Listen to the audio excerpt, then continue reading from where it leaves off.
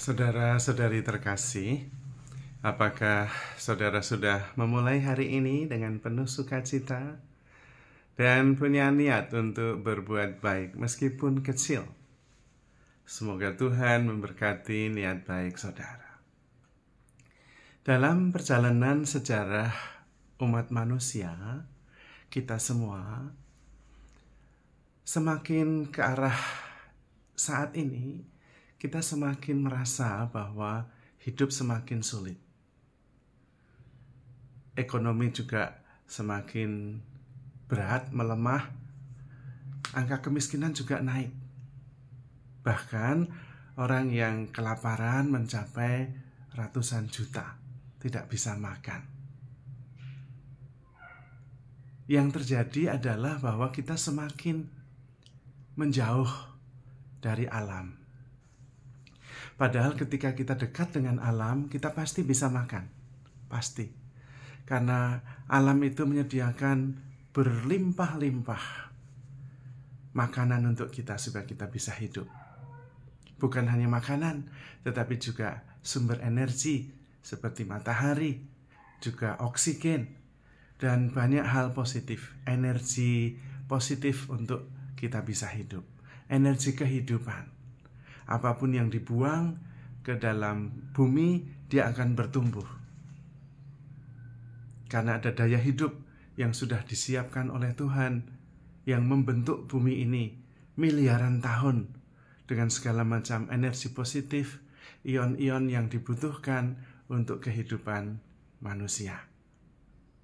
Tetapi sumber kehidupan itu semakin ditinggalkan. Manusia menjauhkan diri dari sumber kehidupan, yaitu alam. Karena itu mengalami kesulitan. Bahkan udara yang dihirup pun menjadi sulit, bahkan menimbulkan penyakit karena terlalu banyak polusi. Dan kemudian manusia semakin tidak bersentuhan dengan alam ini. Menurut penelitian, tujuannya sebetulnya manusia ingin membuat hidup lebih nyaman. Tapi seringkali lupa bahwa ada banyak hal yang tidak bisa diketahui oleh manusia itu sendiri berdasarkan akal pikirannya. Sehingga akhirnya manusia ini makin terpisah dari alam. Padahal kita tidak bisa terpisah dari alam. Apapun yang kita makan selalu berasal dari alam. Meskipun diproses dengan berbagai macam cara, tapi asalnya adalah hasil bumi. Entah itu dari tumbuhan, entah itu dari lautan, entah itu dari apa saja, tapi itu dari bumi ini yang menghasilkan. Tidak bisa. Hanya kemudian manusia memisahkan diri dari alam. Padahal alam itu yang memberi hidup. Lalu kemudian hidup manusia merasa susah. Aneh sekali. Harusnya kalau susah kembali ke alam. Maka kita perlu memikirkan cara hidup yang ramah lingkungan, yang membuat kita kembali menjadi bagian dari alam semesta ini, yang berlimpah-limpah sumber kehidupan. Yang kedua adalah kita terpisah dengan yang lain. Saya dan yang lain itu terpisah. Dan seringkali yang lain adalah pesaing.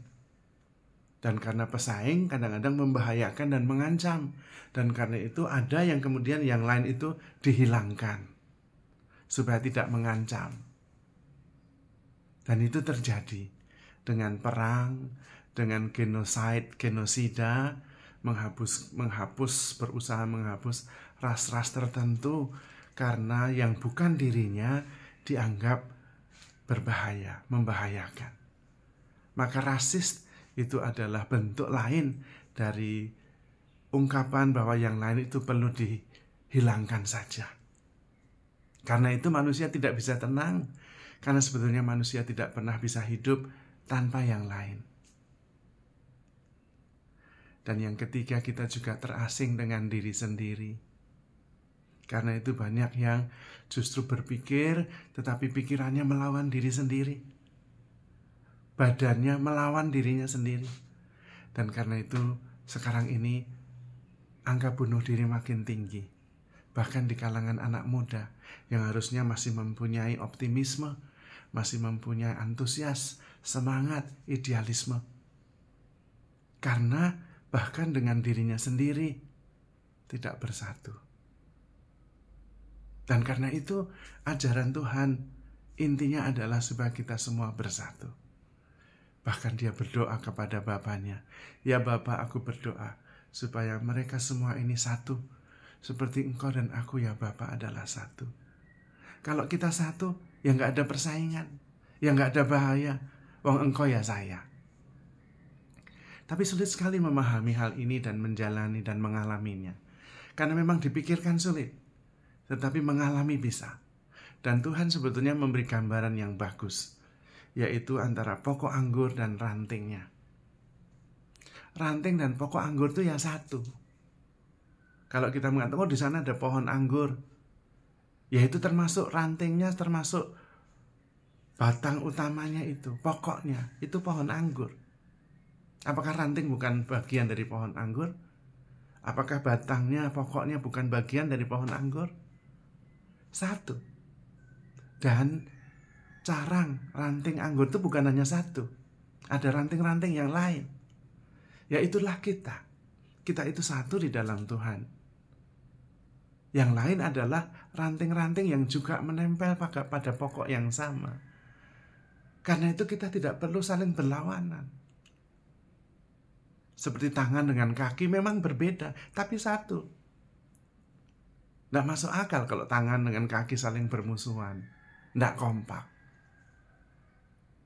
Dan itu yang terjadi. Aku dan engkau itu berbeda tetapi satu. Bhinneka Tunggal Ika. Melukaimu ya melukai diri sendiri.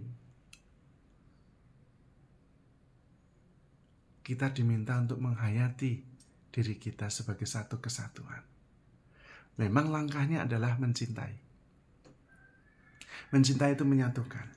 Karena kemudian mencintai mendorong kita untuk selalu bersatu, rukun, bersaudara, saling berbagi, berbela rasa. Kesulitanmu ya kesulitanku, penderitaanmu ya penderitaanku. Dan kemudian muncul dorongan, oke, saya membutuhkan engkau. Engkau membutuhkan aku. Kita saling membutuhkan. Daripada berantem, lebih baik kita saling mendukung dan bersatu.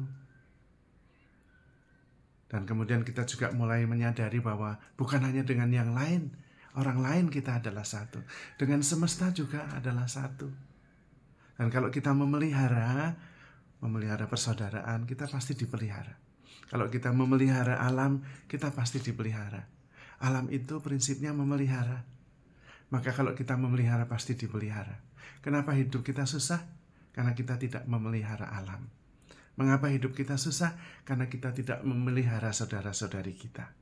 Kenapa hidup kita susah? Karena kita tidak memelihara diri sendiri. Bahkan kita meracuni diri sendiri. Melalui polusi, melalui makanan, melalui air. Kemudian kita terasing dengan alam, terasing dengan yang lain, terasing dengan diri sendiri. Tidak bisa bahagia dengan cara itu. Tuhan menunjukkan cara yang sebaliknya. Kita berusaha untuk selalu bersatu. Saya bersatu sebagai pribadi, baik dalam pikiran, perasaan, badan, maupun roh. Tidak saling berlawanan. Integrated. Menjadi pribadi yang utuh, penuh, tak terpecah-pecah. Dan kemudian juga bersatu dengan yang lain. Dalam persaudaraan, kasih, dalam juga kekeluargaan. Aku dan engkau satu. Seperti suami istri. Mereka bukan lagi dua, melainkan satu. Dan dengan semesta juga kita adalah satu. Akhirnya kita hidup dalam kesatuan. Baik dengan diri sendiri, sesama, semesta, maupun Tuhan. Dan itulah hidup yang sepenuhnya. Hidup dalam kepenuhan, dalam syukur, dalam sukacita. hidup penuh kasih, baik kepada Tuhan, kepada semesta, kepada sesama, maupun kepada diri sendiri. Dan kemudian hidup itu menakjubkan, berlimpah-limpah kasih setia. Tentu membahagiakan, karena kita bisa menjalaninya dengan rasa tenang, tanpa permusuhan, tanpa persaingan. Karena kita percaya, kita satu dengan sesama kita, dengan semesta, dan dengan Tuhan. Maka saudara-saudari terkasih, hiduplah dalam kasih, handle yourself with care, because you are loved. Tuhan memberkati.